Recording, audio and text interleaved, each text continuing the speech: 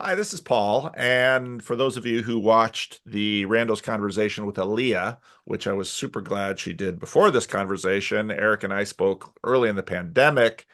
Eric and Aaliyah recently wrote an article in the Banner. Now, what the Banner is the main publication of the Christian Reformed Church, and they recently wrote this article where the title of it was A Positive Theological Vision for the CRC. And we're going to talk about this article. And I'm super excited to talk about this article. And that's why, although I always wanted to get Aaliyah into a Randos conversation, it was a good occasion. Before we begin, maybe for those who haven't watched both Randos conversations, maybe you guys should introduce yourselves, give us a little bit of sense of um, where you, Leah, you already did this fully. Give yourself a little bit of sense of situation in the Christian Reformed Church since the human sexuality controversy sort of welled up and has now done whatever it has done. Now, Aaliyah, of course, you were in Grand Rapids. We spoke about this a little bit, but Eric, we haven't heard from you on the channel at all. You were what year did you guys plant Christ Church Davis? We moved here in 2008. The church started in the first Sunday of Advent, 2010. Okay. Okay. Wow. 14 years. Yeah. Wow. Yeah. Okay. Tell me about it. So, Eric, how would you describe Davis, California as a place to plant a church? What were some of your sensibilities going into this? Um, I didn't rewatch our conversation from 4 years ago, so I suppose everybody will have to forgive me if I retread some water. But Davis is a smallish university town with a UC campus on it, and so we had some presuppositions going in that are fairly obvious and fairly true. It's a secular, progressive, liberal political town. The university of, over 45,000 people has an outsized influence in a town of 60. Um, at the same time, I think, we learned quickly that Davis, like any community, is complex and nuanced and has a whole variety of people here. Interestingly for us, we sent our kids to a preschool co-op because we couldn't afford the normal preschools. So most of the people that we met when we first moved here were like not necessarily Davis residents or like long-term lifers. But anyway, yeah, Davis is yeah, there's not that many people that go to church in Davis. And I've been saying for years, I think what we expected to find in Davis was hostility, and what we found was apathy. That people were mostly just like, that's nice, don't bother me with your religion, but that's great. If you think if you're gonna practice your religion, that's cute. That's great. You seem nice. You seem normal, but you know, don't impose. So, we'll talk a little bit because I think this is important too, Eric, a little bit about your background. You grew up CRC I did. in Iowa. Yeah. Your mother was from the RCA, if I recall. Was that true? No, my wife's family is Your RCA. wife's family. That's right. Yeah. That's right. Your We're a wife's mixed family's marriage in RCA. that sense. Mixed marriage. Um, so give just a little brief reflection on growing up CRC in Iowa and then how that factored into your calling and then into because Iowa seems like a funny place to grow up and then go to a place like Davis, unless of course you grew up in Ames, Iowa, or some university town there. Yeah, I suppose that's true.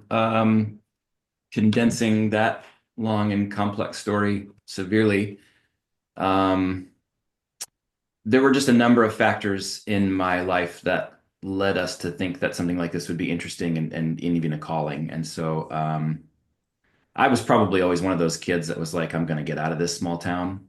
I loved it and still think very fondly of the place that I grew up. But I probably always early on thought I probably won't end up living in Rock Valley, Iowa. Wonderful people there, salt of the earth, absolutely tremendous.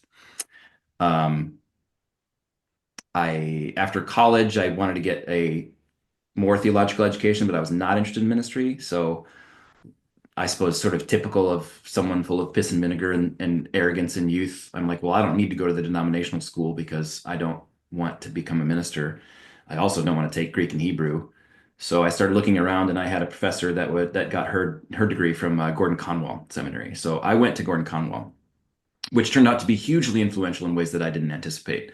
I learned there, and this will be relevant for our conversation, I think, that other families in the Christian church use different, they have a different grammar, and therefore they fight differently. So they fight over different things and they fight in different ways. And that was unique to me.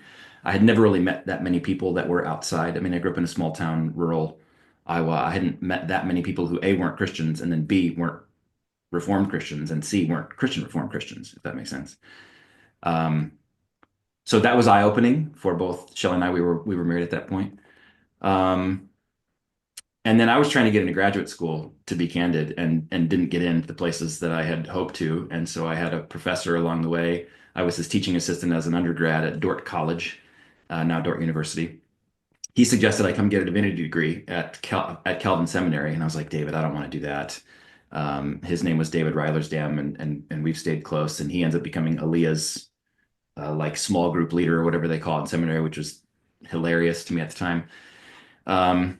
So I entered Calvin Seminary not at all thinking about ministry. And then there were a number of key factors along the way, and church planting got suggested to us. But there were a number of key points in our lives where our perspective on the Christian church was widened, and we got to know more and more people who didn't believe. And those were things that were just really intriguing to both my wife and I. Like, we really enjoyed those parts of the conversation. So church planting got suggested to us. That sounded interesting. Um, we didn't have any desire to go to California necessarily. I always assumed we'd go back to New England, where I got my master's degree. But we got to know some crazy people out in Northern California, and sat through 4-hour interviews with people like Paul Vanderklay in 2006 and things like that. So Davis just seemed like our kind of town. It was full of interesting people, and the university was definitely a draw. I like the interplay of ideas. I like to meet people that are doing interesting work. I love to find out what people do and talk to them about it. So this was sort of an easy sell in terms of, I mean, Davis is great. It's not really anywhere, but it's Northern California. It's pretty good. Now, a little bit of background. I mean, we really did recruit Eric. At that point, let's see, I was on the home missions board, and Kevin was deeply tied in with the seminary. And so Kevin and I sort of used those ties to get the funding and get the candidates that we wanted for church planting. And I would have to say that looking back on it, with the exception of, well, looking back on it, I would say that the Sacramento cluster in those days, especially in the 20 aughts, was sort of a hot spot for CRC church planting. We had done a lot of recruiting. We had done, Kevin and I were both at this point known quantities in the denomination, probably either sort of on the moderate to progressive side. We were really known much more for church planting and evangelism than we were for, let's say, culture war issues in the denomination, but we would have been regarded as, safe people on the right side of things in the denomination. And of course, Tim Blackman was too, which to us was a little bit hilarious because we knew just how conservative Tim was, but most of the rest of the denomination didn't quite know how conservative Tim was. And that's been a revelation for a lot of people since then. But so then when everything starts to, I mean, I, of course, saw a lot of this coming in about 2012, first started making noise on my blog about the denomination needing a confessional conversation, because to me, it was quite obvious that these human sexuality issues were going to hit the denomination like a ton of bricks. One of the things that I think we were spared from by living outside of the Grand Rapids bubble was that we knew just how the conservative the Christian Reformed Church continued to be. And as in a number of my videos, the point that I've made is that the old circulatory system that had sort of kept a degree of sort of spread some things around the denomination through its educational institutions and through its network and through its denominational tradition and identity, that this was no longer working. I could tell that, for example, the churches in the San Francisco Bay were declining precipitously. I had seen that happen in New Jersey, and I was seeing that also happening in Southern California. So I knew that things were changing rapidly in the Christian Reformed Church, and that the Christian Reformed Church was not demonstrating much ability to process theological differences without a lot of heat and conflict. And I saw that especially in the attempt to adopt the Belhar Confession as a fourth confession.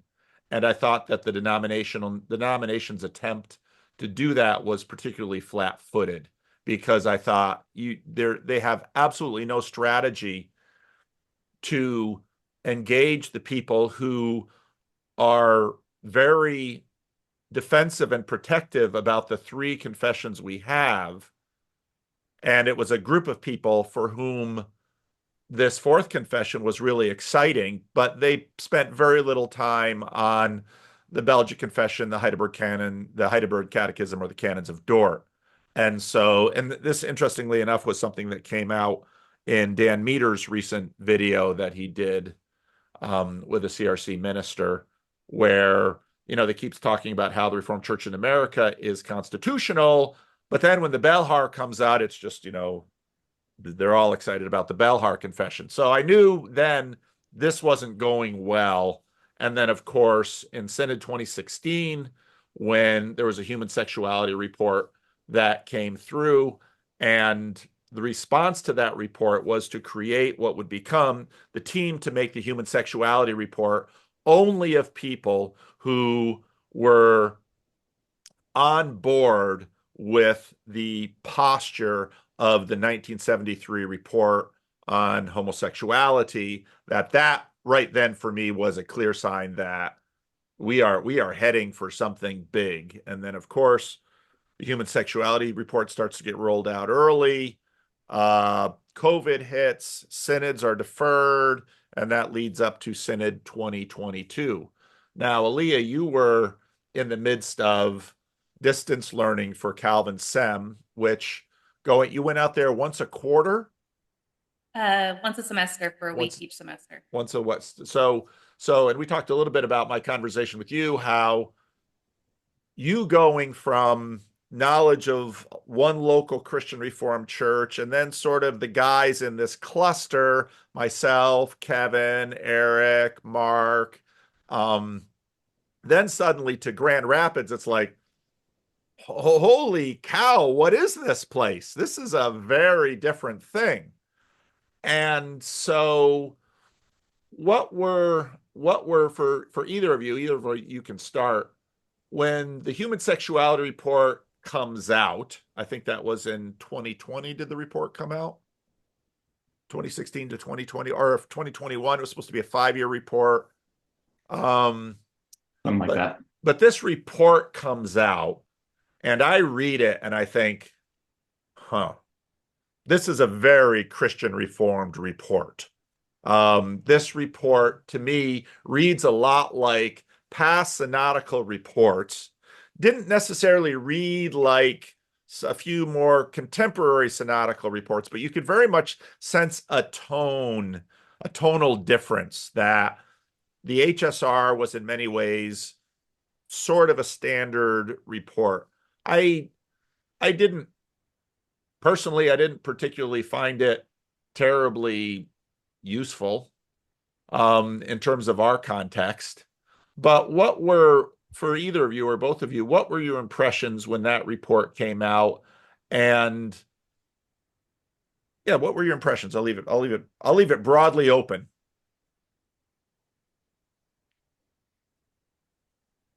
Well, I guess I was really in the thick of seminary at that point. So my impressions were not real up close at that point. I knew that there was the conversation was happening. I knew a couple of my professors were on the committee. And so having gotten to know those professors was helpful for me. to feel like, oh yeah, Mary Vandenberg's real sharp.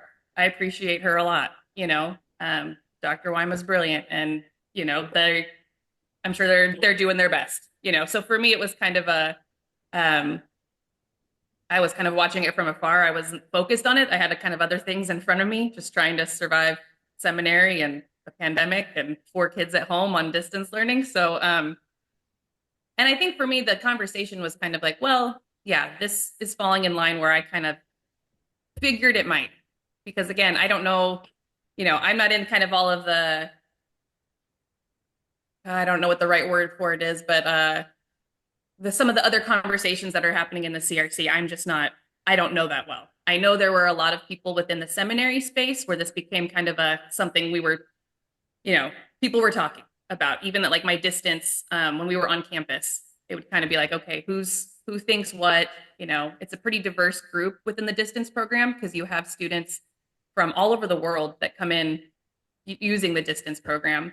And most, I would say the overwhelming majority of students are in ministry in some capacity while they're doing the program. So you have people who are kind of on the ground talking about, real life experience. And so for me, I think that as it came out, it was like, all right, how are you thinking about it? How do you see this playing out in your context? There was, I think, the louder voice within my seminary circles was kind of this one of like the lament, kind of like, this is, the end of all things. And the report was set up poorly from the beginning, because you had people, there were only people who agreed with the CRC's position were allowed on. And so that was kind of the loudest voice in the conversations that I was kind of hearing. And so that was a little confusing for me, because I was like, oh, I'm not sure where I fit in this part of the conversation, if I do fit. Because for me, I was like, well, yeah, I think we're holding the line, and this makes sense for what I thought the CRC believed. Yeah. And then I think it was, it was alive. It wasn't as live. I mentioned this in the Rando interview. It wasn't as live of a conversation in the congregation I was at that time. I mean, it was being discussed, but more just like, gosh, I hope nothing crazy happens, but it wasn't as live of a conversation as it was in other circles I came into. Okay. Well, how about you, Eric?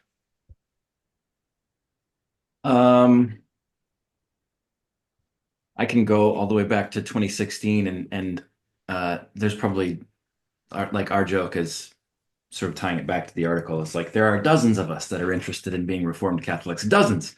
Which is a meme for those of you that don't know, go find it. I was one of those people that was annoyed in 2016 that there was really good revision work being done on our liturgical forms in the CRC that completely got overshadowed that year at Synod by the beginning of this conversation. And like, my initial annoyance with the committee wasn't its makeup. It was, we just totally blew by really good work that was being done on Reformed worship in our own denomination. And people don't pay enough attention to that anyway. So now forget it. But when I first read the report, it was almost like, well, I knew how that was going to land with a number of folks in our congregation. And like anywhere else, but especially those of us that are, so far from the center of Grand Rapids, many people are not paying attention to denominational stuff. Some barely even know. And the ones that are paying attention are probably the ones that have skin in the game. And that was true here. The people that were paying the most attention were those that were intimately linked with the conversations, and for the most part, were very disappointed. So I expected that. I didn't know how it was going to go necessarily, but I suppose your follow-up question is, how did it go? And it was pretty brutal. We had long-term members, lovely people that were, tremendously influential and important to this congregation, that were very, very disappointed, and were hoping for a more progressive turn for the CRC. And for a lot of people, it was, I think disappointment is probably the right word. And so there was a lot of pain here for a while. Aaliyah can tell you, but her first, within like what, 2 weeks of like officially starting and being ordained. It was my first Sunday on staff. Her first Sunday on staff, we have I mean, I can smile about it now, but we have a congregational meeting, which is basically a town hall. And it was 2.5 to 3 hours of just heavy, heavy, heavy, heavy. People lamenting, um, people that agreed with the human sexuality report were not going to say anything because they didn't really need to. But just a lot of disappointment, a lot of sorrow, a lot of people trying to figure out. I kept saying immediately after, it was like both beautiful and brutal because a lot of people have wonderful things to say about our local congregation, um, but just hated the direction that the CRC was going in and felt like that was, all the bad words. And so there was a lot of people wrestling with, like, I love this community and I love the people here, but I cannot abide with that, no pun intended. I cannot abide with that, this direction of the denomination. So a number of people left over it. Yeah, it was a very challenging 18 months, certainly. When well, let's talk a little bit about Abide, because I first heard about the Abide Project, when I was a church visitor at what used to be First Ripon Christian Reformed, when they were having a congregational meeting, their first congregational meeting to disaffiliate with the denomination, and um, I was the chosen progressive to go and try to talk them out of it and encourage them that, at that point, I think part of a lot of people, I think, were imagining that the Christian Reformed Church, that a lot of people didn't imagine that the votes at Synod 2022 to 2024 would be anywhere near as sort of 70-30-ish as they wound up being. So, and then I heard about this Abide Project, and then very quickly, materials started coming out. They were putting out some YouTube conversations. The conversation with Dave Beelan was interesting to me, of course, because he was my mentor when I was at seminary and my pastor. And I wound up doing another conversation with Dave on my channel. So if anybody wants to see my conversation with Dave Beelan, which was absolutely tremendous.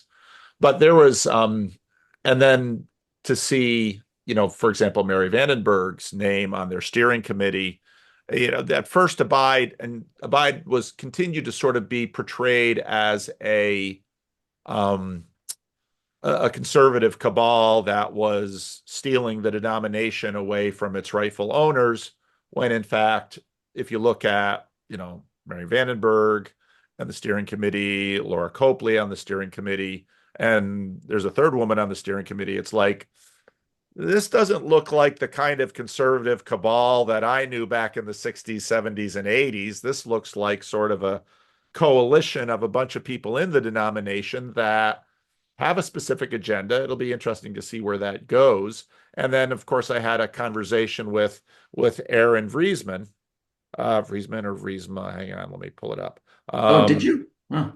Yeah, I did. I had a good conversation with Vriesman. I had a good conversation with him.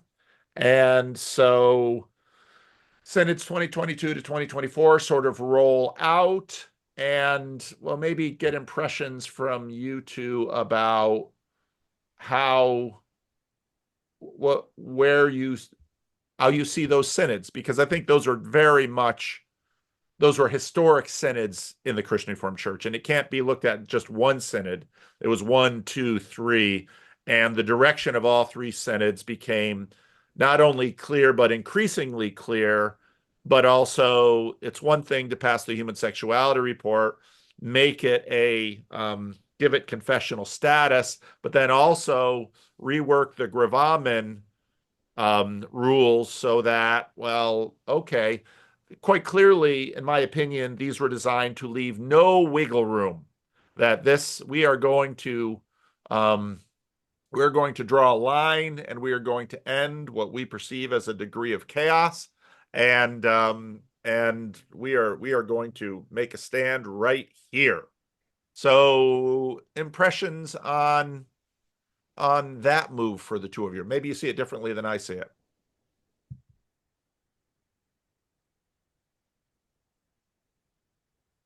I mean, for me, I was at this past synod as a delegate, and that was really eye-opening for me. So I had watched the last couple, and participating in it is it's a different thing than watching. And so I think I even look back at, my posture toward it before through a different lens now. Because before it was just kind of like, you watch this stuff rolling out and you're like, how come they can't say this better? How come they're not more nuanced? How come they're not, the conversation isn't better? And when you're in that room, there's ways where it's just not set up for a nuanced conversation publicly. I found that, the people who were speaking from the floor were people who had come with points that they wanted to make on the floor. And so the committee work, it was within the committee room where the nuance happened. And so everything that you see coming forward in kind of that public live stream space has already been discussed for days by a committee of people. So there's been conversation that's happened. So everything that, so much of the time I felt like stuff would come up where I'd be yelling at my, live stream feed, like, how come you didn't think of it this way? And I'm like, I bet they did.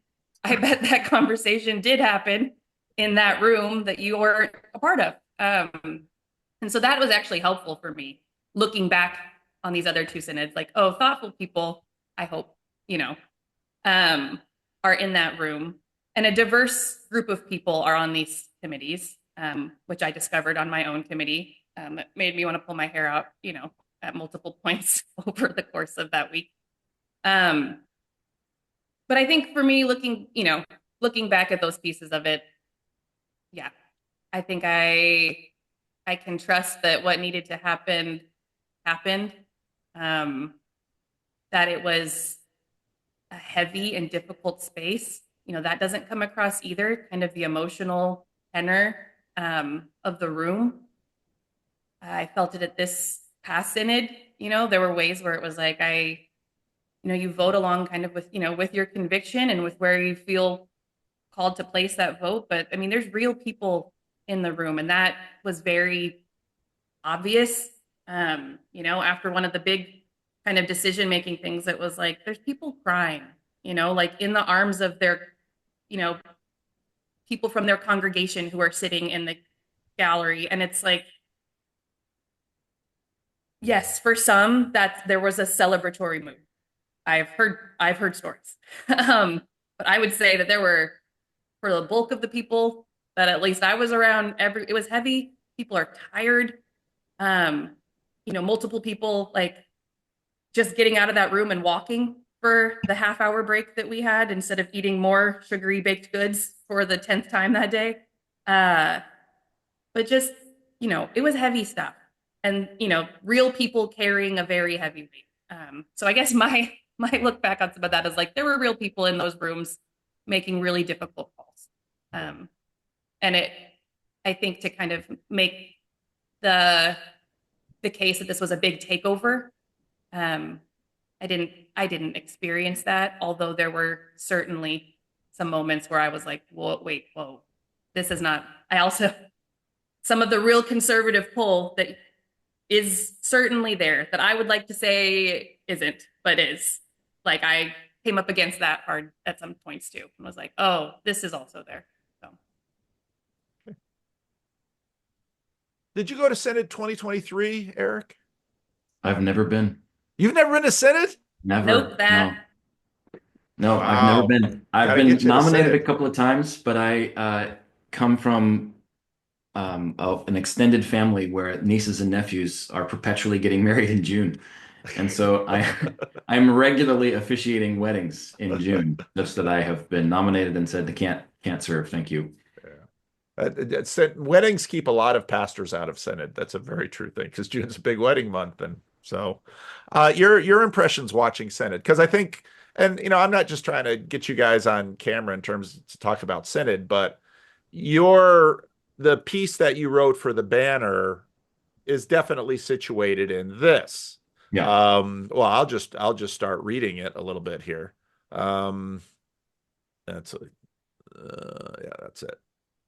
The Christian Reformed Church was on shaky footing long before Synod 2022. This footing only grows more tenuous as individuals and congregations decide they can no longer be a part of the CRCNA. However you feel about the human sexuality report and recent synods, we have begun to lose beloved members who have meaningfully contributed to the life in this denomination. We lament this great loss. So, yeah, your piece is very much written with the background of the Christian Reformed Church probably in the next 2 to 4 years losing 20 to 30% of its membership, perhaps maybe 15%. I don't know. It's hard to know exactly what the numbers are going to be. But what is most remarkable about this split is number one, we don't really know where they're going. I mean, there'll be some draw to, let's say, join the RCA. My preference would be that they actually start their own network sort of adjacent and parallel to the CRC and stay in communication because they're deep relational ties. But what's so interesting about this particular split, unlike, let's say, PCUSA or United Methodist or just about every other split that we've seen, is that in some ways the CRC sort of cut off its own head in terms of the people who are being exiled now have been in, and they very much have seen themselves as the heart and soul of the denomination. They have been the holders of the tradition. They have manned the primary institutions. These are the churches of Classic Grand Rapids East that are filled with people who work for the denomination, people who work for Calvin University, people who have all been raised by our tradition, and many of whom have gone out into the world and have come back to the Grand Rapids and retired there and sit in those churches. So we're in a really weird place in terms of this particular split. This is not like many other historical splits have been of conservatives moving out, because again, generally speaking, churches leak left and split right. This is a split left, which is very unusual. So that is the background of what you're seeing. And I've been saying, I'll maybe give you guys a little bit of cover. I've been saying for a long time, while I think I completely understand why this topic is the advent for this split,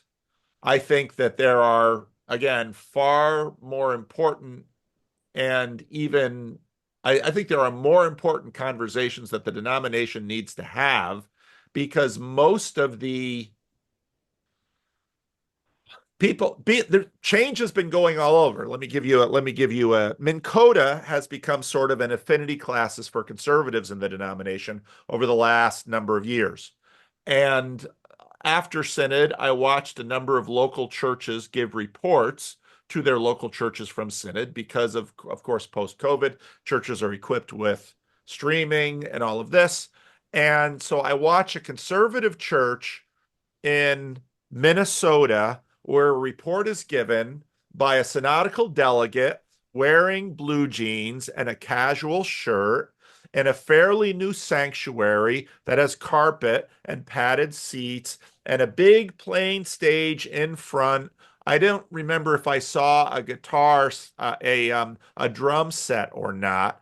But what this says is that things have been changing all over the denomination, including with the conservatives. And again, I'm old enough to remember while we were fighting about women in office in the 80s and 90s, another fight that was going on in the 80s and 90s were the worship wars.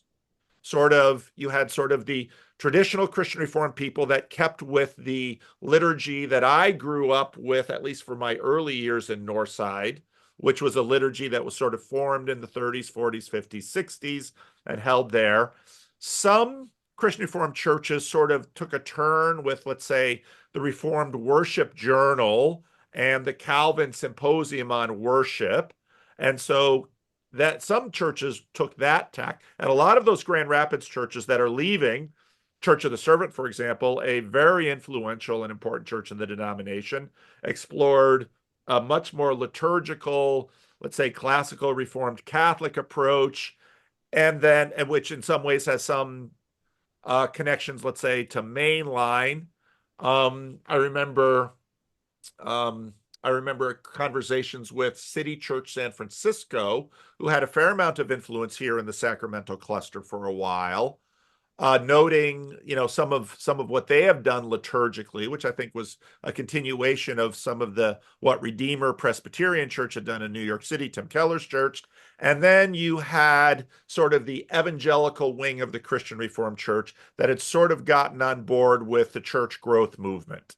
And so that's where you tend to have the big stage, the big sound, guitar, skinny jeans. And of course, here in the Sacramento cluster, that's where Kevin Adams starts. But Kevin Adams didn't stop there. And what was interesting, as I noted in our Randos conversation, one of the ways to look at the Sacramento cluster was all of the different layers of sort of church growth movement at the end of the 20th century, the Seeker Church, the Cell Church, but then the ancient modern, some more emergent streams start coming through, and those sort of coalesce into a lot of the sensibilities that I saw developing in your congregation. And so we've got this huge fight about human sexuality, which is really going to stress churches in very blue state areas like ours, but not in the way a lot of people think, and even not necessarily. And then, okay, so now we have this big turn towards traditional Reformed confessionality, a lot of young, restless, and Reformed, say, neo-Puritan vibes. And you two decide to write a fairly savvy piece that doesn't necessarily alienate the millennial conservatives in charge, but you've got another agenda at hand. So, so Is that the then goal here? what's The that? goal here is for us to alienate. No. Well, that's what YouTube is for. YouTube is all about fighting and alienating. The goal here is, so what was interesting was, of course, I get onto CRC Voices and I see a positive theological vision for the CRC. Oh, look, someone's doing something positive. And then I scroll down and I see Reverend Eric Dirksen and Reverend Aaliyah Marsden. And it's like, oh, this is going to be interesting. And I'm watching the responses roll out on CRC Voices. And, well, let's hear it. I mean, but this is in context. The reason I asked the Synod 2022 to 2024, this is in context of this turn to conservatism in a sense. But again, I'm old enough to remember I remember my grandparents. I mean, my grandparents were, of course, grew up in turn of the 20th century Grand Rapids, birthed, educated in Grand Rapids in the teens, and then in Calvin prep school and Calvin seminary in the 20s, ministering in the 30s, 40s, 50s, 60s. I knew this generation. These millennial conservatives, just trying to figure out what on earth they are, because they're not really my grandparents' generation. And so you two come along, and it should be noted that Len Vanderzee, who's been a very influential pastor on this channel a number of times, did an interim stint at your church, has been a big voice on the, progressive front with respect to human sexuality, but also one of the most formative voices in terms of crafting CRC liturgy for the last 20, 30 years.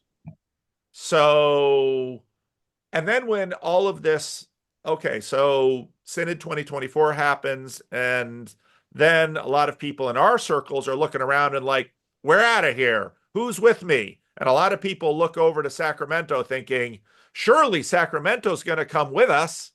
And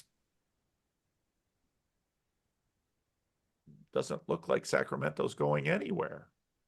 And then you guys write a positive. You want me to just read the report? I can comment as I go. It's your show, Paul. All right. Well, let's If keep you're going.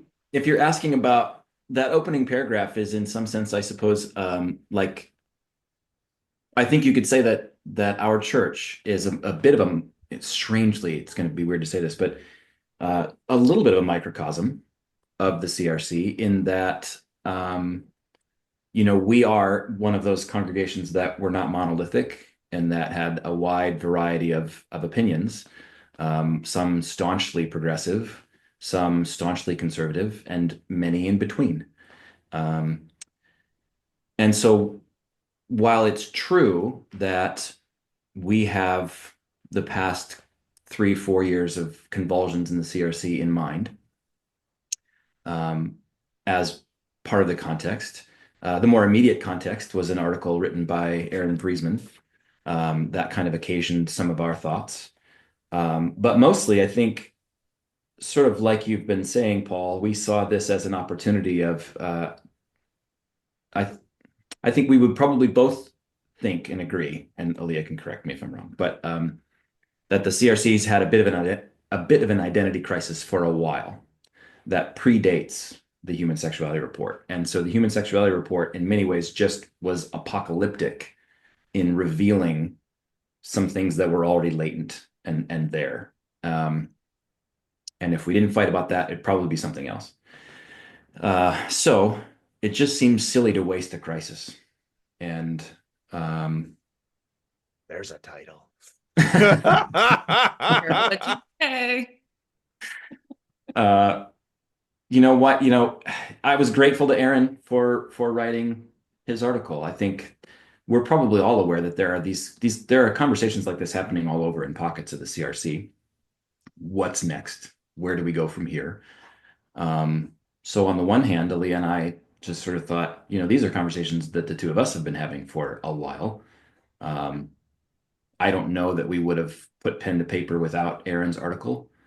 But that was sort of the immediate cause, and his thinking was generative. I was grateful that he had a positive vision looking forward.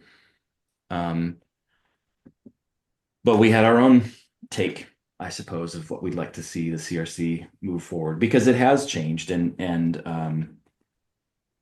yeah, it's naive to think that it hasn't and that it won't continue. So, Well, while obviously human sexuality is going to be a church, it's very difficult for churches to maintain different ideals with respect to human sexuality and have a coherent community. yeah. Just taking a stand on human sexuality doesn't say near enough about what a church is or what it's for or what it does.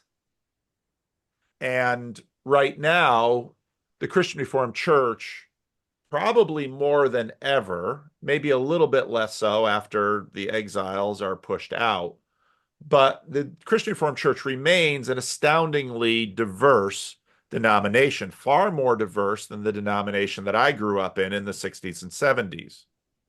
Even in a place like Paterson, New Jersey, and Northside Chapel, those early years, especially before, slowly we began to integrate more African American music in our church because it was a predominantly Black church. But the liturgy was something that had been, over the last few months, I've been reading some extra CRC history, getting my mind around the influence of H.J. Kuyper, who was a tremendously formative person in the Christian Reformed Church.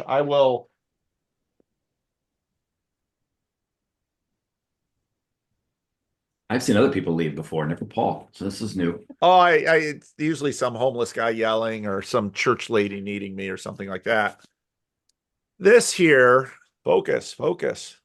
There you go. This is the New Christian Hymnal, created by H.J. Kuyper. I've been squirreling around. Marvin used to belong to Marvin Jose.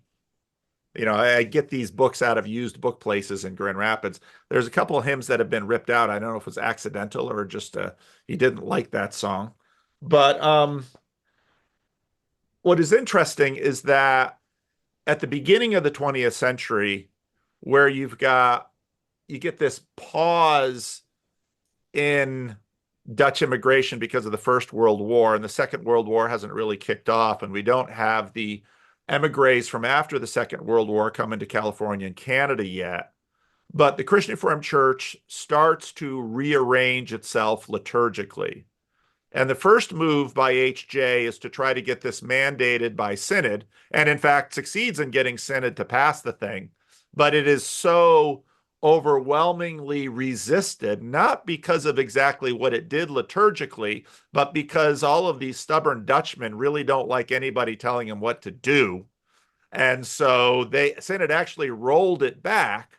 But H.J. Kuyper then, what the Christian Reformed Church really needs is a hymnal that is theologically picky, and this actually was in many ways sort of the camel's nose in the tent that brought hymns into the Christian Reformed Church, and that then that yields this fairly standard Christian Reformed liturgical pattern. Now, this time in the church was also highly Sabbatarian. You did and didn't do certain things on Sunday. The Christian Reformed Church was deeply tied to its educational institutions, its day schools. This is the Christian Reformed Church in the middle of the 20th century that birthed a lot of the progressives who sort of pushed back against Sabbatarianism, pushed back against a lot of this traditionalism in the post-World War II space. And then, when I'm in college, Church of the Servant is experimenting with liturgy in a much more Catholic way. Church of the Servant has weekly communion. Church of the Servant has a much more developed set liturgy. Reformed worship begins to come in. And what's interesting about this is it doesn't necessarily put a firewall up against evangelicalism. A guy like John Whitfleet, very open guy. He's very eclectic. He draws from a lot of places. But you very much see this attempt to, well, it's a hard to know attempt to what? But from the ground up, what is happening in the Christian Reformed Church tends to be a lot of anxiety about decline. In the 90s and aughts, a lot of anxiety about big box mega churches siphoning off people in the Christian Reformed Church. Even in Grand Rapids, when I was in college, there were big box mega churches that were increasingly attracting Christian Reformed people. Rob Bell, of course, takes over the Grand Village Mall in Granville, Michigan, and Mars Hill, so another emergent church. So the Christian Reformed Church had basically been getting siphoned off by evangelicals and then by emergent churches. And so many Christian Reformed churches then, I think, to a certain degree, by virtue of our polity, just become a very pragmatic, whatever seems to both please our current people in the church and hopefully help our church grow in the evangelical religious marketplace that we're in. And that, I think, has been the predominant shapers of liturgy in the church. Now, again, what's interesting, what happens in the Sacramento cluster is that Kevin Adams comes here, does the pure sequel model, Wednesday night communion, Sunday morning seeker service. Chuck Dillinger and Tim Blackman come with a cell church, and they really hold off on having the whole church meet for worship. They want everybody in these little house churches. Then the people in the house churches basically complain and say, when is real church going to start? So they give in, and so they have sort of a church formation model. Ron Vanderwell is meeting in a theater. You guys come along and start this thing. And what's been interesting is that every church except maybe the most stubborn church, Living Stones, has sort of followed you along in this way.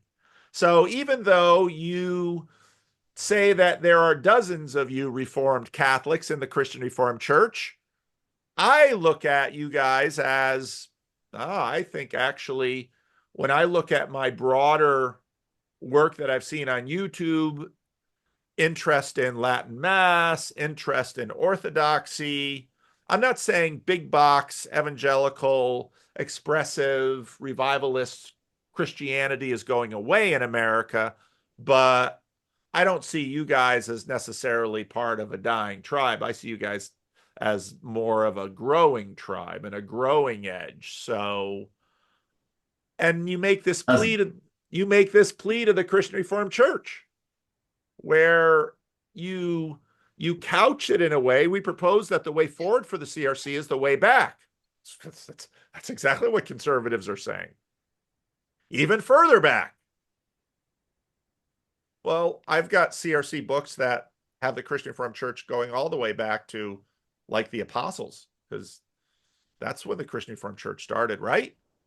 To be Reformed is to be Catholic, small c, as we confess to be in the Apostles' Creed. To be Catholic, as the Belgic Confession maintains, is to be part of the one single Catholic or universal church that has existed from the beginning of the world and will last until the end. As the Heidelberg Catechism teaches, question and answer 54, we are living members of this community that has been gathered, protected, and preserved by God. To be Reformed Catholic, then, is to receive this entire history, including its historic practices of worship, as gift of the Spirit. And what was interesting, what happened on CRC Voices, is people very quickly started making lists. Lists of, okay, what do we need to bring back? Now, I pulled up this really good quote from a Fareed Zakaria interview on the Freakonomics podcast, where he quoted Tony Blair to him, and he said, when people, I'm gonna massage this quote a little bit. Basically, when people get anxious, they don't move left economically, they move right culturally. And when I listen to that, I think they move towards something in their past that felt established and secure. And I think for a portion in the Christian Reformed Church, it's sort of a young, restless, and reformed vibe, a neo-Puritan vibe. For a portion in the Christian Reformed Church, let's get back to the Blue Psalter hymnal. Let's continue to enhance our Sabbatarianism. But the Christian schools have been interesting in this dynamic because Christian schools have in many ways accentuated the integration with broader evangelicalism. So you guys, well, you say, yes, definitely Reformed Catholic. We want covenant, ecclesiology, and kingdom. As much, we hope to see the CRC lean into a Reformed Catholic identity in the following ways: covenant, ecclesiology, and kingdom. If I can't get you guys to say catchy YouTube-y things, maybe you can explain your article to me. Covenant. Go for it, Eric. A lot of the neo-Puritans love covenant. They love to say the word covenant. What do you mean by covenant? I appreciate using the word savvy. I think we were trying to be deft in how we worded things. I think it's all couched in what we see as a bit of an identity crisis with the CRC, right? Right. So that's part of it. And then Aaron's article, which for those that haven't read it, and the banner doesn't like you directly addressing other people's articles, so they put a hyperlink in there, but they don't want you to go back and forth, which is fine. They're editorial prerogative. No, it's not fine. Before you answer, I'll give you a couple more minutes to think about what you say. As you why I have the a banner, pen in hand, the Paul. banner is the last place that this denomination seems to be able to work out its stuff. I mean, basically the most important articles that are coming in as I was saying, and it's like, we're going to take anything, we're going to put this over here, and let's just keep the light of a little bit more specific Christianity Today and denominational newsy things, but let's not actually deal with the fact that the church that hosts this thing is ripping each other apart. If you didn't know anything about the Christian Reformed Church, what you read in the banner, unless you'd sort of read the classical roundup carefully, you wouldn't have any idea that the CRC is having existential conflicts. So, rant off. Go ahead, Eric. So in Aaron's, as I was saying, blog post, his hope, I mean, he gave like an appraisal, I think, if I remember the language correctly, of synods. And then his hope for the future, which was the best of the Reformed tradition and the best of evangelicalism. And I think one of the things that we were trying to convey, I think, in our piece is somewhat indirectly. Like I appreciate and applaud Aaron's goals, and his goal with evangelicalism was evangelism. My concern, I think, our concern about if the CRC is going to even more hook its wagon to evangelicalism, it will be absorbed by it, and that's sort of the negative assessment. Like to me, that's already been underway for the better part of 20 years, 25 years. So our internal culture has been eroding for a while. And so when I heard people come out of Synod, and they tended to be people on the progressive end, when they were lamenting the loss of a CRC culture, I think what they were grasping at, sometimes poorly, was, hey, wait, there's a way we're supposed to talk and fight and argue theologically. And they noticed, even if they couldn't put words to it, that we weren't arguing theologically from within our own stream. That we were importing categories that were not our own. I think Mary made a point of this, like the language around. I don't want to talk about the synods all the time, but the language around a salvation issue is it's importing a category that's not typically our own. And by our own, I mean Christian Reformed, Dutch Reformed, the stream of Reformed that we're in. And so there's no such thing as generic Reformed theology. There's just certain contextual Reformed theologies based on historic streams. So I think we worry that if the CRC is going to embrace even more evangelicalism than it already does in pockets, and I think plenty of conservatives embrace it, and either wittingly or unwittingly, they're embracing a pragmatic utilitarian approach, which with evangelicalism that we think is harmful and actually not our own ecclesiology. And those of us that have sat through classis meetings and sat through ordination exams over the past 5-10 years can see this already. You can see it in answers that clergy are giving and the people that they are referring to. And so this is both on the left and on the right. And increasingly, it's not necessarily our internal culture and theology. And so that is something that was, of a concern. So our article was sort of like, we're trying to build a positive theological vision around, hey, there is the best of the Reformed tradition, but it's not just generic. We're in the Dutch stream, and we don't need to be embarrassed about that.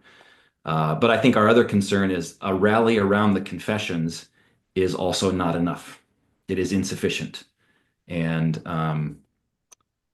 I guess I'll pause there and allow for other reflections or allow Aaliyah to jump in. But well, I've heard Eric give this speech many times, or rant. I've heard Eric rant on this many times, but Aaliyah, your name was on this article too.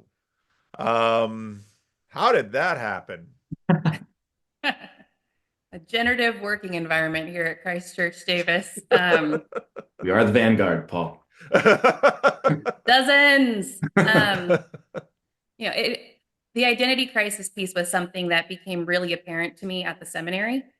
There were certain situations where it was like, who is this seminary for? And like, what is this denominational seminary for? Because there seemed to be this kind of, we want to be very welcoming and inclusive, that there are people here who are not CRC. Which I was always like, sure, great. But there were ways where I felt like the distinctives of CRC culture, I use that kind of very broadly, were being lost. And so for me, again, being, that weird spot of like, I was a member of a CRC church for like 20 years before I went to seminary. And again, it was a very cultural shocky thing for me to come from out kind of here in the, hinterlands of the CRC, on the West Coast to going into Grand Rapids. But I was kind of like, what? Why are we apologizing for some of this stuff? At a worship symposium while I was in seminary, I think it was one of the online ones during COVID.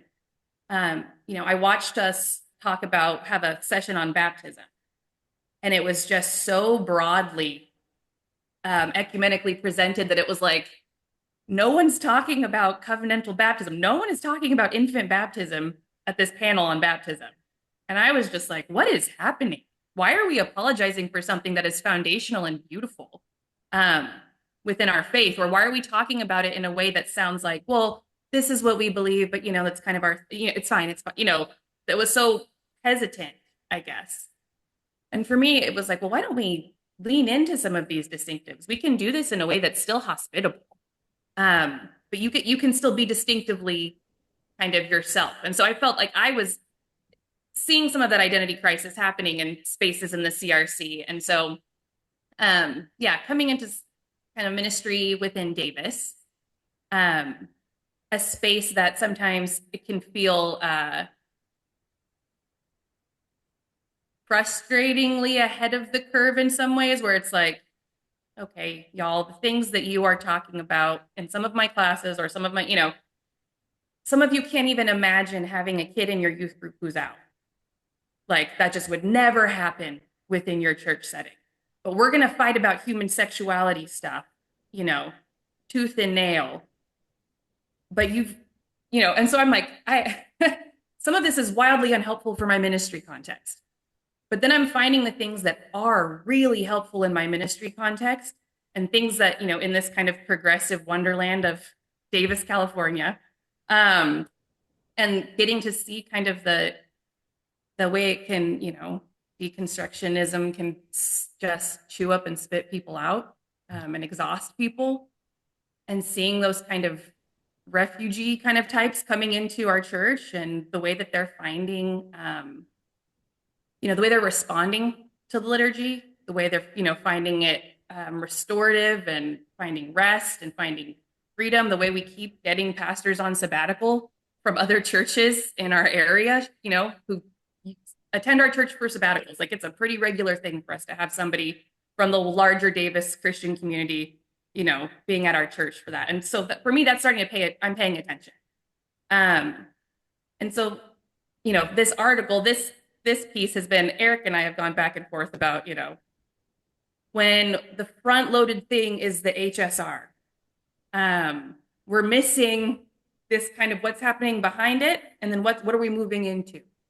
So like the HSR piece is like, yes, I think it's an important conversation. I don't want to minimize the importance of that conversation, but I just also got to the point where I felt like I was resenting that it was the only conversation. And so this kind of positive theological vision is, I think our attempt, and, we wrestled back and forth over whether or not to submit the thing after, we had written through it and edited through it and looked at it in a bunch of different ways. But I feel strongly about the good work that I'm seeing happening, and ways that the things that I see in Davis, California, like Eric was kind of saying, as a microcosm, like, I do think this is going, this kind of cultural piece that we're in progressively is something people are experiencing in other areas, and that we could speak into from our experience with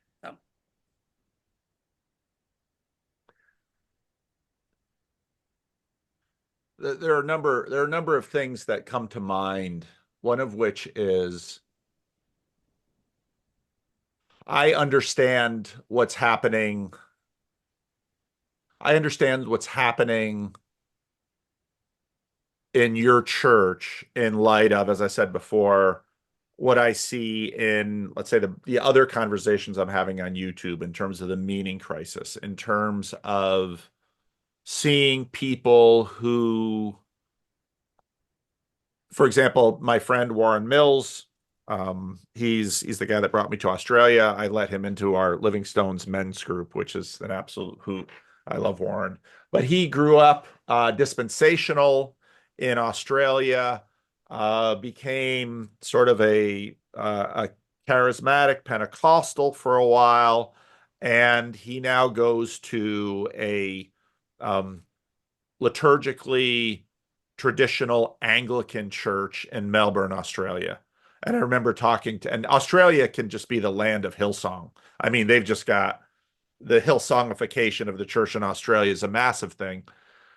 And I remember talking to Warren's pastor when I was out there in 2019 and saying, I know you feel like you're small now, but your day will come. And he looked at me in just utter unbelief because, as you guys say, we are dozens. Because I think there's a weird, what you're appealing to is on one hand, broadly ecumenical, that to many people feel mainline-ish. And at the same time, it's deeply sacramental, because I would very much categorize the Reformed Catholic movement as part of what I call neo-sacramentalism. I think it fits in an important way in the far larger cultural movements that are sort of reassessing what has come to be known as the Enlightenment and modernity.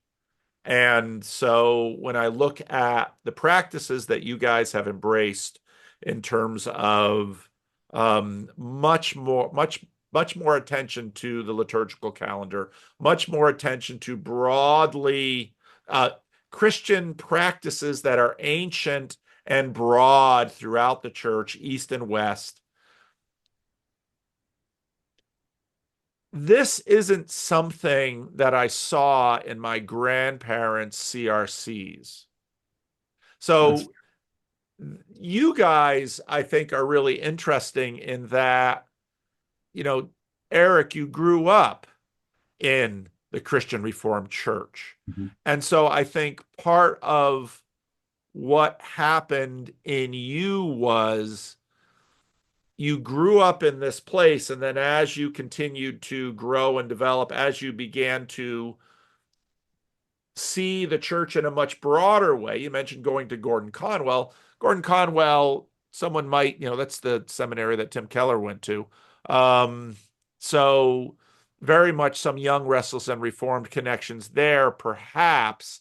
Yet I see you guys as, on one hand, having written an article that I think in a very savvy way gains an ear to the people who sort of have a young, restless, and reformed sensibility in the Christian Reformed Church, but at the same time encouraging them to hopefully look deeper into their covenant theology, into their ecclesiology, and into their kingdom vision, to say that, well, what would you say to people in the CRC that are sort of dinged by the Reformed Journal as young, restless, and reformed, or perhaps neo-Puritan?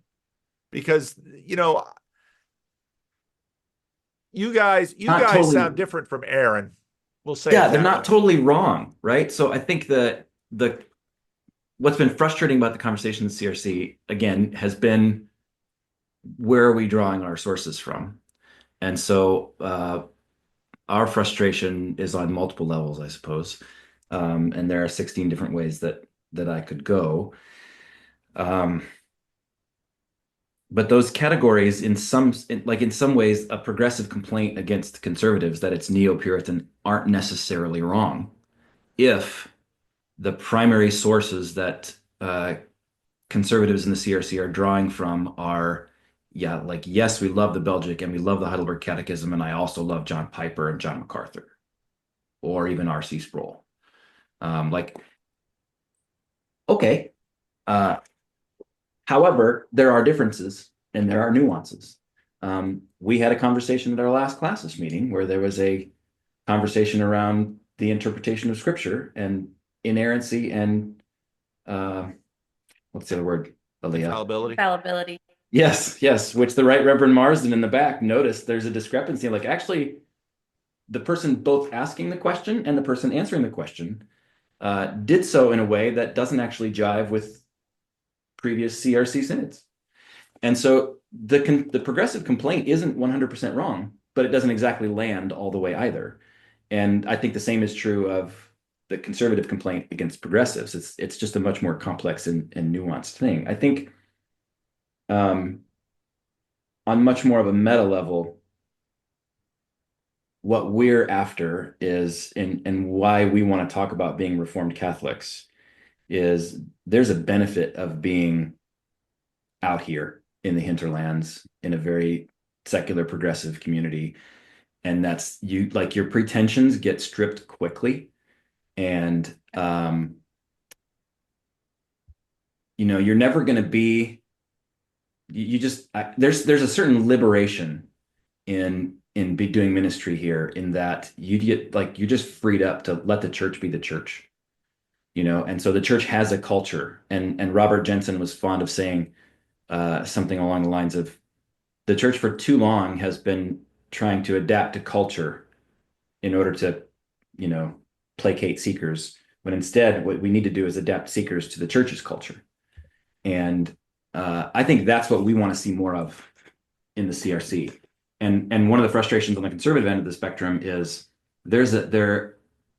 again, rallying around the confessions isn't enough, because the confessions were born out of and then stewarded by people who had practices of liturgical Reformed traditional worship that we have long taken for granted in this denomination, and in many corners cast aside. And so I grew up in the CRC, but I was in my 20s before someone explained to me the various moves in our liturgy. Like, I just assumed it was dead and boring and rote, and I didn't like the organ any more than your average 18-year-old, right? My church was lovely, and they raised me in the faith, and they baptized me, and they were sincere, and they kept their baptismal vows to me and my family without question. But I was in my 20s before I understood even remotely what Walter Storff called the genius of the Reformed liturgy. And then it really wasn't until probably Jamie Smith's book came out, Desiring the Kingdom, that I read and approached to it, and I was like, wait, this is the liturgy I grew up with. Why aren't we singing this song on a much wider level? Like, why isn't this our front-facing thing to the world? Not just sort of Dutch, Reformed theology generically, but both confessions and practices. Why we have lost the practice end of that continuum. So we're hoping to bring it back. Part of what surprised me about the article was it was entitled, and the banner editors obviously have a hand in this, a positive theological vision of the CRC. I was surprised at the word theological in there, because I don't get the sense that your primary focus is necessarily on the theology. It's much more on the liturgy of the church. Correct or not? I mean, how do you separate those two? Yeah. I don't think we should. I think that's part of what we're trying to say as well. Yeah. So there's an emphasis on the conservative end of, and again, these are messy categories, so you got to speak. The emphasis on catechesis, I think, is exactly right. But as we said in the article, I think we said this in the article, or maybe I was responding to somebody else. The CRC, in our opinion, doesn't just need catechesis around the Heidelberg Catechism. It needs catechesis around theology and liturgics and ethics. And one of those is not enough to sustain an identity in the denomination. And, we think we need all three. And so the CRC needs to have, I think the CRC needs to have not just a unified vision, but should have more unified practices than we do. And then we need to know why we do them. And we need to know, why we do them, what they mean, and how this carries the culture of the church forward. As I believe Reverend Marsden said, we just don't need another generically evangelical church that has a little Reformed theology. That's insufficient and boring. Well, yeah. And I think, look, like in my Randos interview, I talked about kind of the lived theology portion, right? Like, I was living within a framework at a certain point in my life. that said that, my highest calling was to be a wife and to be a mother. And that had real implications for my formation and how I thought about my Christian life and how I lived that out. So the theological, absolutely matters in the fact that it's informing those pieces, but practice also informs, because I don't think you can meaningfully split off the theological and then the lived kind of portions as if they're two separate things. I think the hope is that you are living into your theological convictions and have formative practice that helps you mature and be discerning as you grow. Yeah. Like, do you remember Al Walter's little book, Creation Regained? Yeah. Hugely influential, and that should be read by more people, and is not paid attention to, I think, in the CRC. And Al talked about the unity between form and content. And I think our concern with the CRC is an attempt to hold on to content and paying no attention to form. And you cannot just drop the content of Reformed theology into a container of evangelical practices around prayer or worship or sacraments. It doesn't work that way. The only way it does is if you are lopping off parts of the confessions. And so this is why we're not after just a repristination of the 16th century either, because form pays attention to the current cultural context that you're in as well. So we're not talking about doing church like your grandma. We're talking about trying to be a thoughtful expression of a Christian Reformed liturgy, theology, and ethics, out here in secular progressive wonderland. So your obviously Christ Church Davis is a big part of your project. This is you're both local church pastors. You're working in this church. You're seeking this. You're applying this vision in your local context. You wrote an article for the Banner. That's fine. You didn't give like a list of, to whatever degree there's a list in this article. There's covenant, ecclesiology, kingdom. I guess not a list kind of church, Paul. Right. I get that. Now, because I always get confused when I preach at your church, because it's the sermon's way up in there, and I never know what to do with time when I preach in your church. But well, let me first say that you are not alone in this, and I don't mean you're not alone just in the Christian Reformed Church. You are not alone in the Christian Reformed Church, but there is also a broader movement that you are participating in with respect to this, and some of that movement is Reformed. But I would also say that there are, well, I don't know. You tell me, where is there a broader movement or a broader network that you're participating that is sort of working on this vision, that you're working with them in it? And who are these people? Oh, no. Oh, no, not we're really. starting from scratch. Yeah, well, I mean, there used to be a while ago, there was a decade or so ago, there were sort of like-minded individuals from, let's say, the PCA, Presbyterian Church in America. There were liturgical expressions in the RC. There were a number of Reformed, liturgical, sacramental. There was sort of like a communion of like-minded churches. They tended to be urban church plants. Yep. I think it just kind of fizzled. I don't remember. I participated in it a while ago. But there's only so much of there was only we were pretty hyper local. And so, no, there's not like a larger thing that Aaliyah and I are plugged into that we're trying to, infect the CRC with. This is like our article came out of Aaliyah and I reading errands, and then, text messages turned into a Google Doc, turned into editing each other's words, turned into a robust conversation about whether we should just delete or submit somewhere.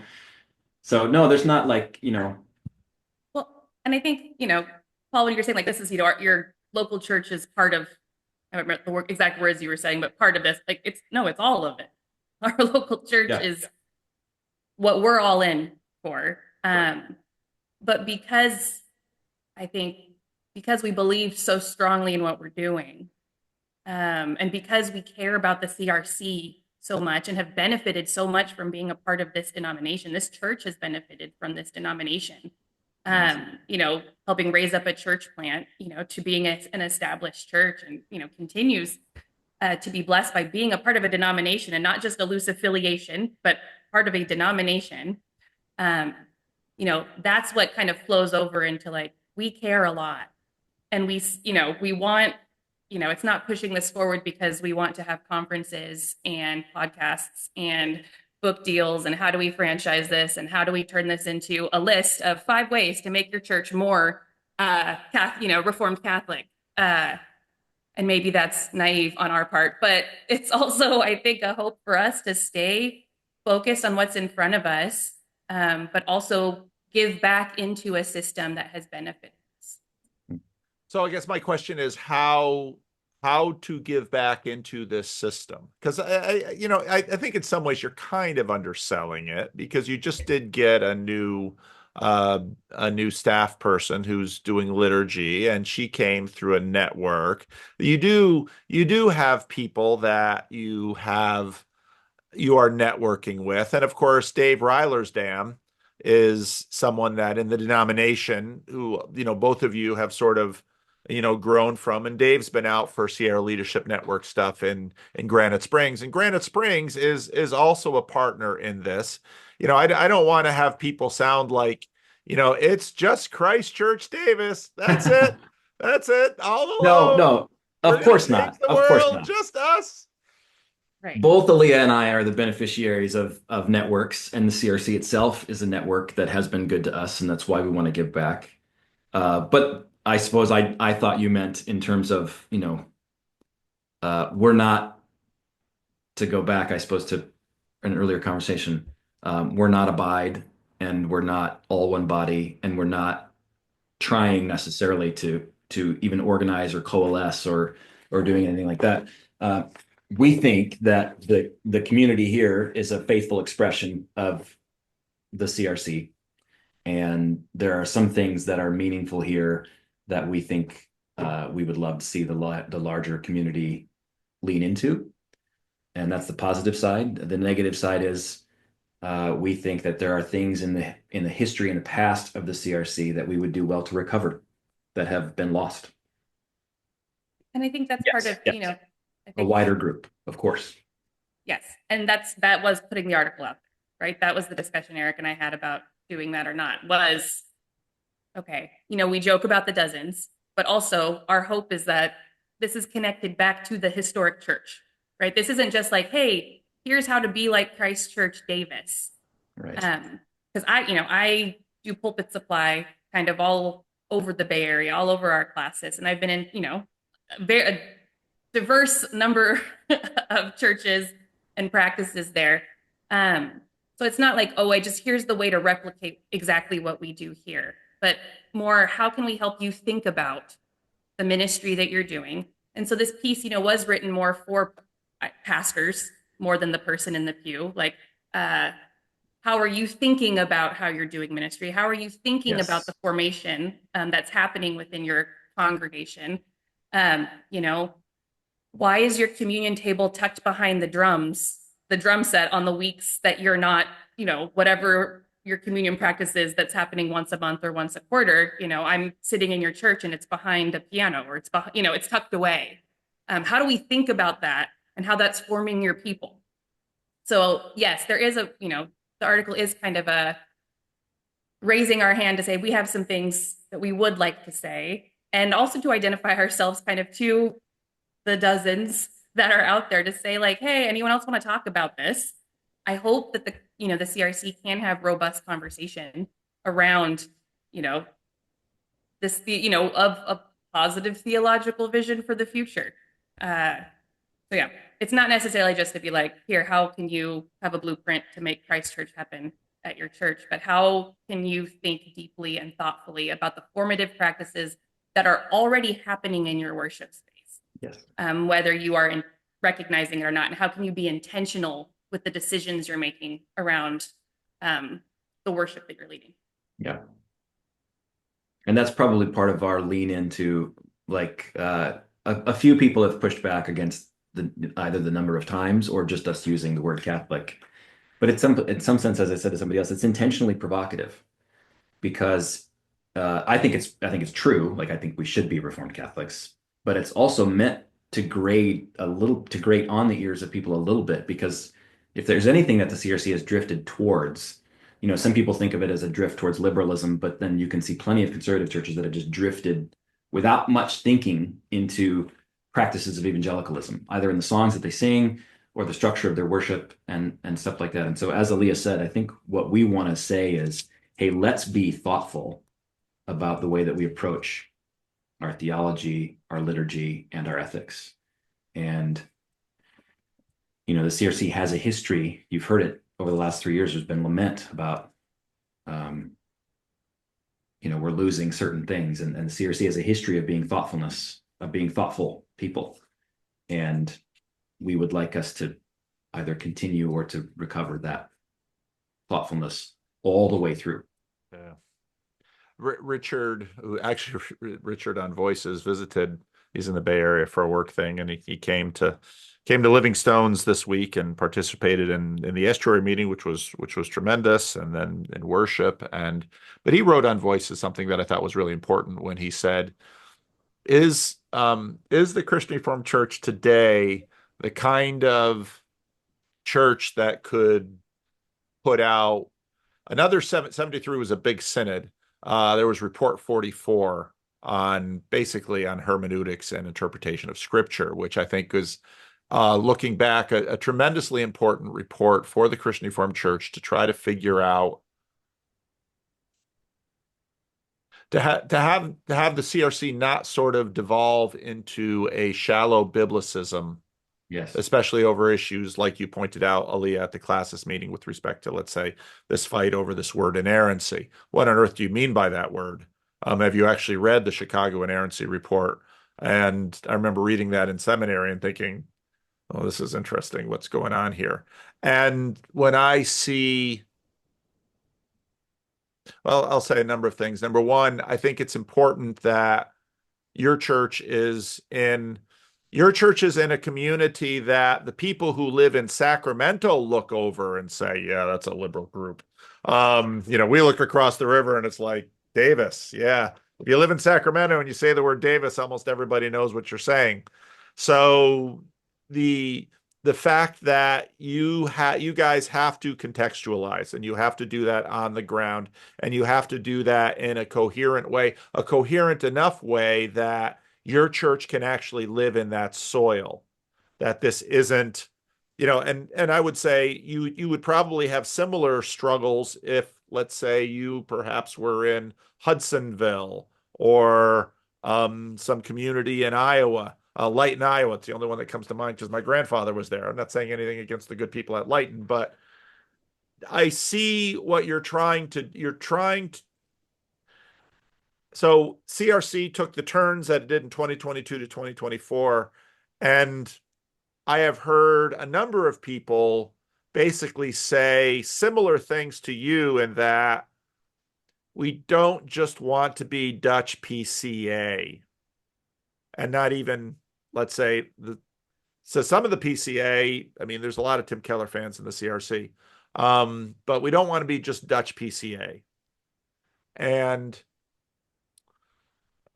I guess my question comes to platform, because on one hand, so the banner is a platform. I'm not sure what will become of the banner as a platform. Magazines are very much struggling with internet disruption. There's something important about a local church as platform, because it's obviously it's it's much more real than, let's say, a blog or a website or even a book. I'll say it that way. So I'm glad you guys wrote the article, because I've heard Eric give this speech many times, and it's probably on our Randos conversation too. And Aaliyah has obviously been infected, but again, these ideas. No, no, no, no, no, no, no, no, no, no, No. What, you didn't let me finish. Because these ideas are in the CRC, they're in Jamie Smith, they're in Dave Reilersdam, they're in Lan Van de Zee, they're in COS, Church of the Servant, in some ways, I think. But part of what's difficult about your position is that, and I think this is to its credit, it sort of spans the divide that we currently have in the Christian Reformed Church. And so this particular split that is undergoing now is going to be particularly interesting with respect to your agenda in this article, because what I like about it is that people on both sides can read it and say, yeah, there's something about that. In other words, it transcends some of this current division. And I think that's important. But a big concern that I've had for a long time is the inability of our denomination to actually be cohesive as a community and actually process things together like this as a community.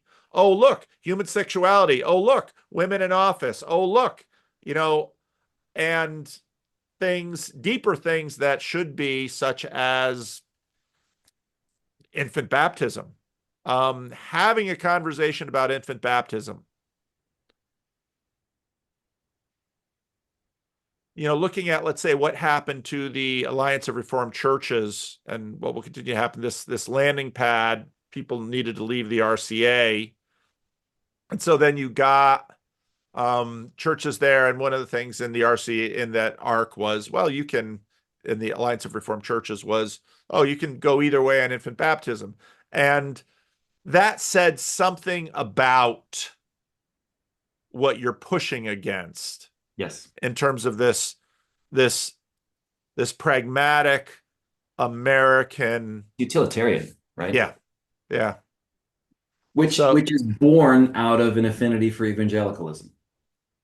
Whereas our forebears in the CRC would not stand for that kind of thing, and they would refuse a certain juxtaposition or utilitarian approach that says our concern is with making disciples, and baptism isn't particularly important.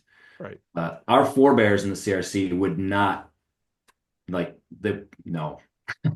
No, and I'm actually the guy who visited. One of the things that I'd like to see is all of the banner online going way back. And that's a possible thing right now, because before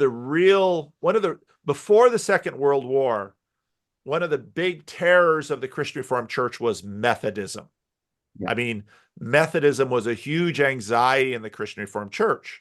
And of course, infant baptism would be, well, one of these issues that they would have with respect to Methodism in a sense. I'm not seeing you guys as trying to pick a fight with Methodism, but that sort of goes to what you say about there was a sensibility in our tradition that has been lost with respect to pragmatism and utilitarianism. Now maybe you've a number of times in this conversation sort of spit out that word evangelicalism with an edge on it. Maybe you should talk a little bit about what you mean by that word, because that is a very tricky word. Was that question directed at both of us? Absolutely. We just did the Randos conversation, and Aaliyah in her I mean, Aaliyah was brought to the church and brought to Christ in an evangelical place and by evangelical people. Yeah. Yeah. So how would you, She how would hasn't said you, that word the way you said it, Eric. No, I mean that it's a loaded word and it only has become more so, right? So yeah. And it's usually loaded by, in the Christian Reformed Church valence, it's usually the progressives. One of their big knock is, yeah, and rightly so, because the big assimilation in the CRC is sort of broadly evangelical and mainline. So I think to talk about that word is important. So I'm sorry, Leah, go ahead. No, I mean, yes, that is where absolutely. I was baptized in an evangelical free church when I was 10. And it was because I read a bulletin that was taped to the inside of a bathroom stall while I was at an Awana program, and it's about as evangelical as it gets. There you go. Yeah. And, I was like, and in my little 10-year-old heart, I knew I was supposed to be baptized. And told my parents I wanted, told my Awana leader, told my parents. And so I showed up to a Saturday night service and got baptized. And as a 10-year-old, I remember, this is again, just, I don't know, telling of who I am, was very disappointed in the lack of education I received around my baptism, like that. They should have catechized me better. I didn't have the terminology for it then, but there was something in me that was like, I thought there would be more to this process than me just showing up at a Saturday night service and you asking my dad if he wanted to baptize me. And that was like a thing that was happening. Like, yeah, because I don't know, he was my dad, and I don't know if it was like a head of household thing or what. But yeah, it was like he wasn't ordained at all. I mean, nope. Paul. And my dad was, like, if you've listened to my Randos conversation, my dad was like, no, I don't want to baptize her. I don't like, that was not going to be something that he was comfortable with. And so I was baptized by, whatever random pastor did it. Well, maybe Russell Brand baptizing people, maybe that. So yeah, I mean, I don't think that's,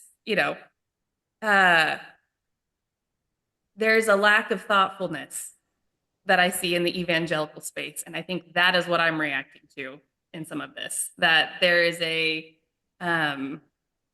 generic Christian kind of space that does not seem to churn out discerning, nuanced, thoughtful people, but instead people who are looking for, okay, tell me what to think.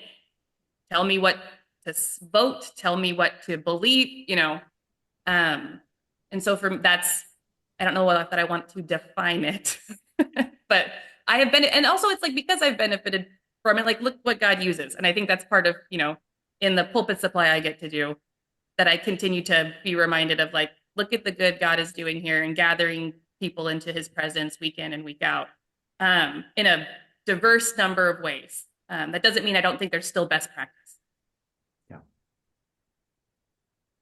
Yeah, I mean, if I'm saying it with an edge, the word is fraught, and it gets used 1,900 ways. And so I'm like Aaliyah, I'm less referring to a voting block. I'm less referring to the way that it might be popularly understood. I suppose it's more of the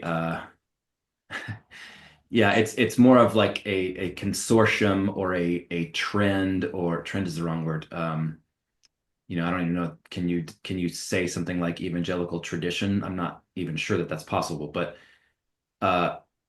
more of the Ted Lasso approach to offsides. I don't know how to describe it, but you know it when you see it. And so I think, like, when we're talking about the CRC, what I mean by evangelicalism is I'm primarily thinking about worship practices and the stripping away of liturgy.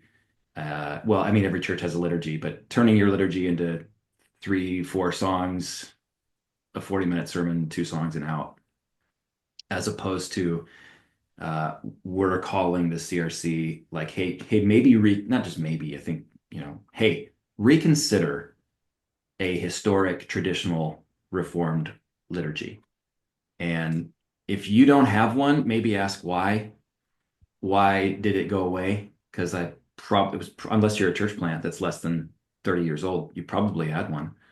And back to Aaliyah's point of just being thoughtful in our approach to all of it and to formation, and to think deeply about not just whether we form disciples, but how. And so that's what we're after. I mean, and it's across the board. It's in, like, we want the CRC not just to think about whether it should plant churches, but how and what kind. How do we think about the various, new trends that are coming across, often through evangelicalism, and that have already been mentioned at various synods? How do we think about that in terms of our ecclesiology? We are heirs to a tradition that is both Reformed and Catholic, and people have thought about these things, and our decisions today should be influenced by the way that people have thought about it in the past. So when I say evangelicalism, I don't mean to do it with a sneer. I apologize if I have been. But I have in mind something that's external to the CRC, but has been, creeping in, often through worship and liturgical practices. That's what I have in mind. And But also theological influences. And to be fair, it was kind of that was the buzzword in Aaron Briesman's piece. Yeah. That for us was like, wait. And I think he was using it as a means of, like, wanting to prioritize evangelism, which I agree with, just not that method. Like, yes, we should evangelize. No, I don't think it has to be evangelicalism that does. Well, I've got some Freddie work to do this afternoon, so we're gonna have to land the plane. Maybe we should have Aaron in, and the four of us can have a conversation. That might be a fun thing. What would takeaways? Any final things you'd like to say or plug? Or I don't know, if you got a question for me, you can ask that too. I don't want to just, I usually kind of direct this whole thing, so I don't want to leave that completely in my hands. So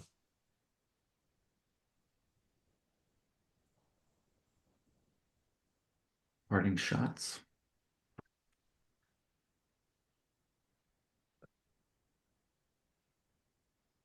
I want to see, I mean, the reason when this came out, it's like, oh, good, we got to talk about this, because I think you're right. I think there is a fair amount of pragmatic utilitarian autopilot. I think there is a fair amount of pragmatic utilitarian autopilot assimilation that goes on. The part of my concern with the current split in the CRC is that we are going to lose a lot of really important people on issues other than human sexuality, because the church doesn't just have one issue that it lives on. And part of the difficulty with splits is they're almost always provoked by one issue, but the human life is vast and complex. And if you can't build coalitions and be informed by people from lots of different backgrounds, that formation is probably going to shrink you in certain ways that will probably not be terribly healthy in the long run for your tradition. And so I hear you two as saying, whoa, let's not just, be okay, we got rid of all of the people that can't match the HSR bar. And so then what? Is it just going to be, John Piper Dutch? Is that what we're doing?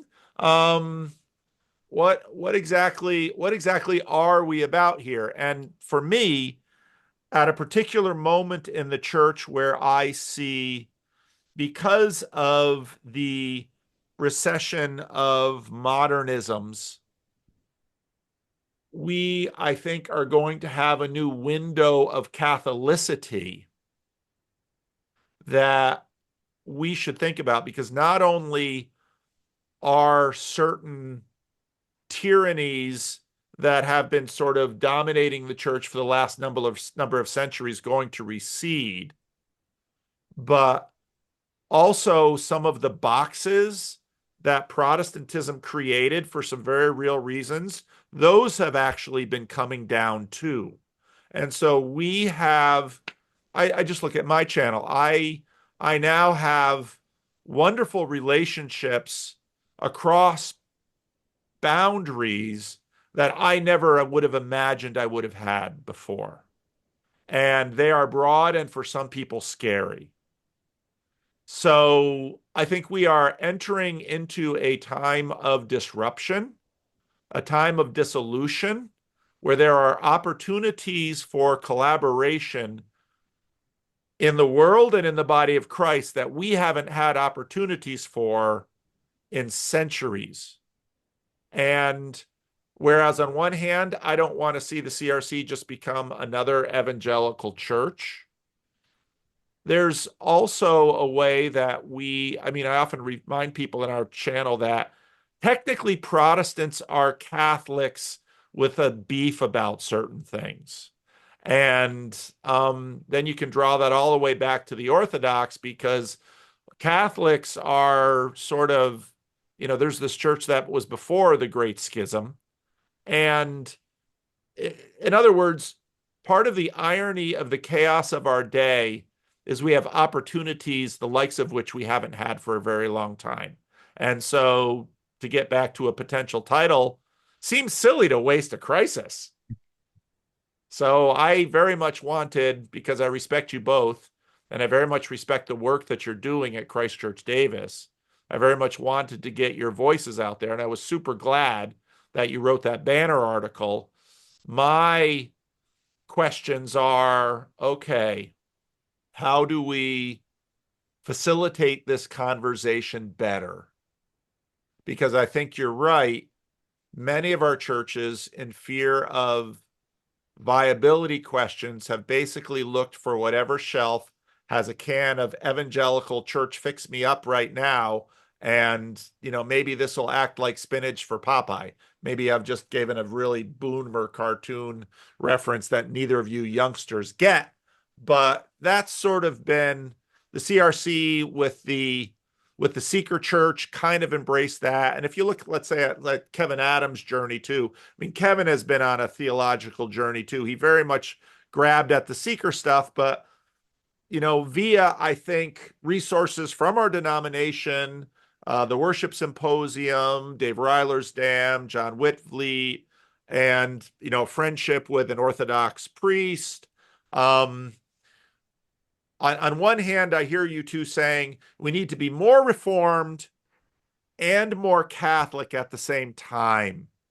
And in a time of anxiety where people are sort of have an instinctive drift towards nostalgia, this is important. And I think it's important too. But I think I don't quite know how we're going to create the platforms to facilitate this learning.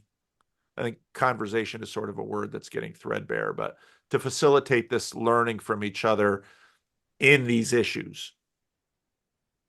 Do the two of you, I've got a question for the two of you then. Do you think it's even possible, given the erosion of shared culture that we've already named in our article?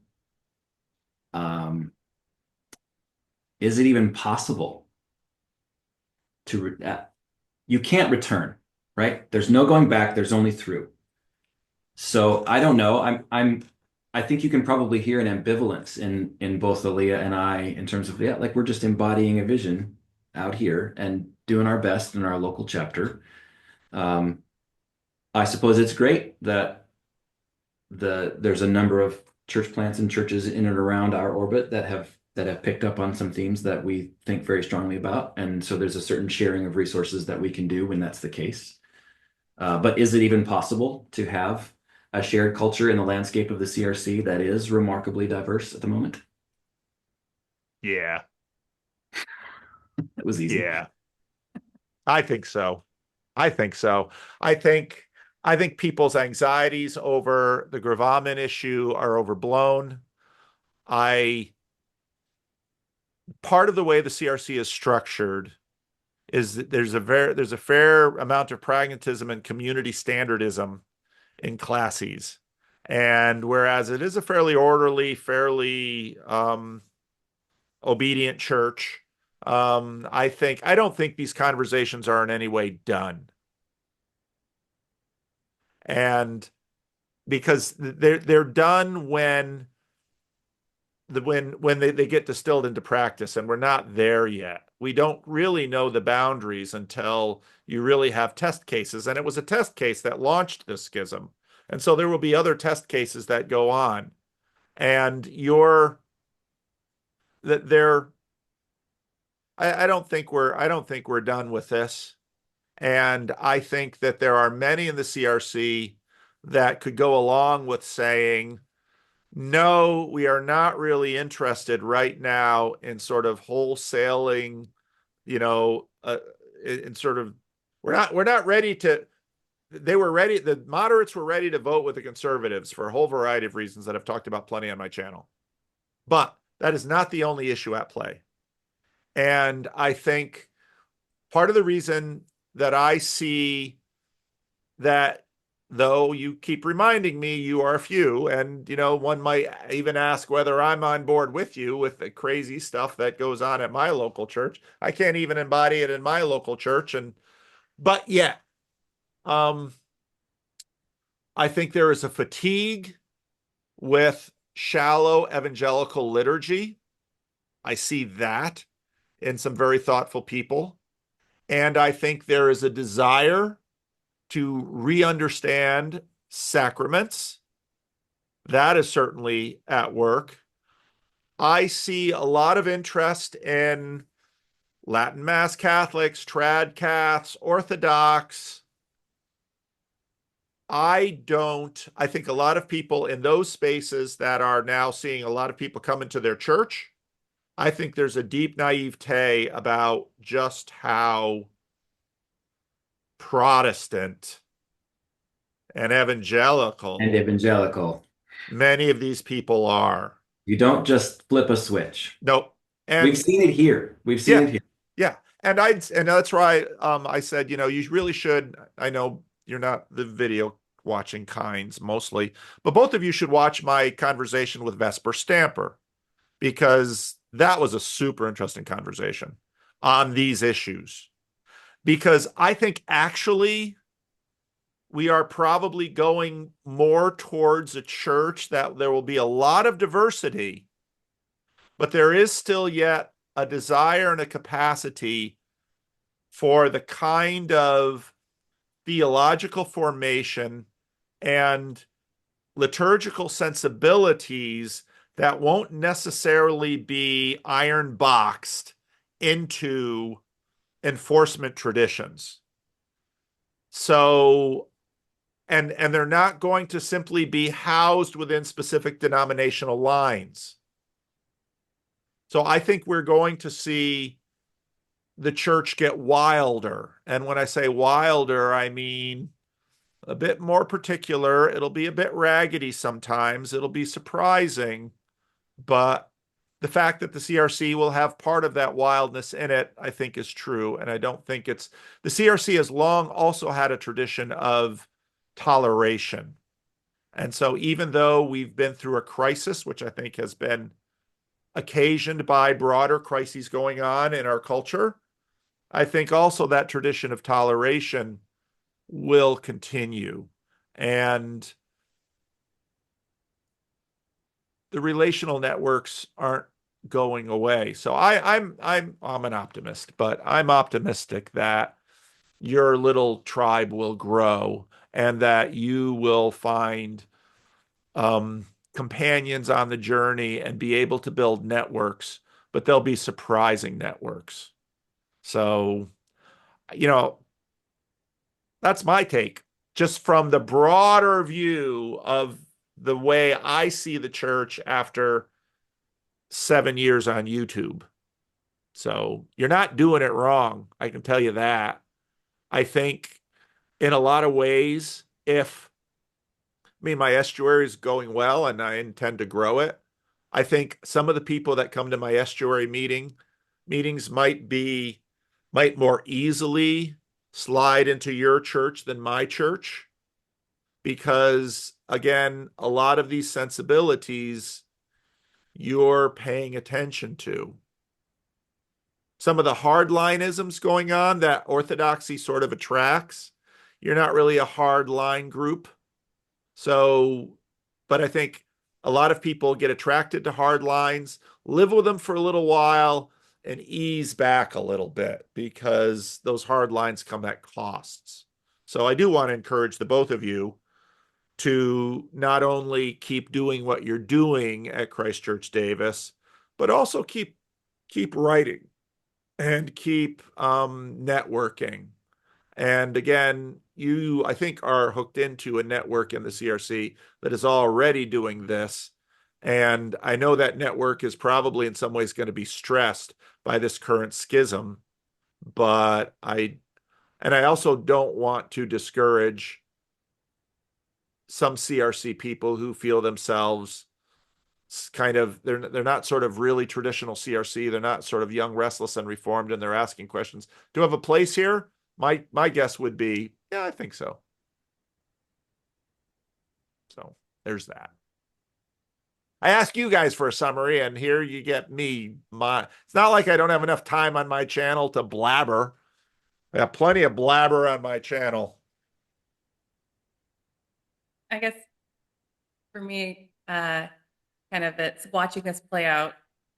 You know, I think we take the catechesis seriously, and you know, I have a high school age daughter, sophomore in high school, and she's got a bunch of Mormon friends. That's, you know, there's a lot of them out here.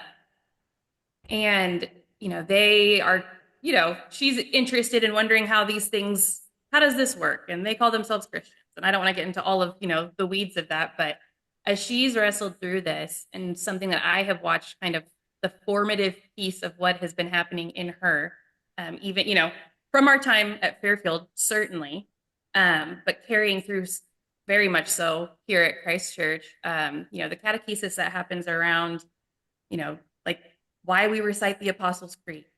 You know, she's going to get that in her Sunday school class, but also we're reciting it before the table many weeks of the year. Not every week. We also, you know, we change it up. We'll use Heidelberg Catechism. We'll use the Nicene Creed, other ways that we profess our faith together before the table. But, you know, she was having a conversation with a friend, and hell had come up. And, well, you know, do you really believe in that? And she had to think about it. And instead of trying to go to, you know, here's the 5 Bible verses, you know, which on hell is a difficult one, that I've memorized, it was, well, in the Apostles' Creed, we say he descended to hell. So that must be, it must exist.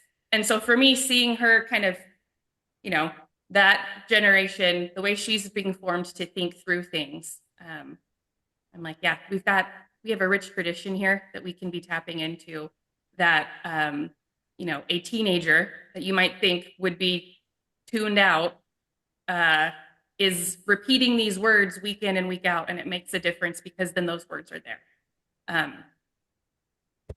So yeah, I guess my final pitch on it is that deep formation can happen in surprising ways and come out in surprising ways, and we like to lean into the weird here of Christian practice, and find that we're finding people who are really excited about leaning into the weird along with us.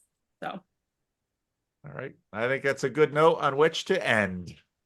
So thank you both. I know that YouTube is a place for people with little to lose, and both of you are young enough to have things to lose. But I really appreciate you. I'm super glad you wrote the banner piece.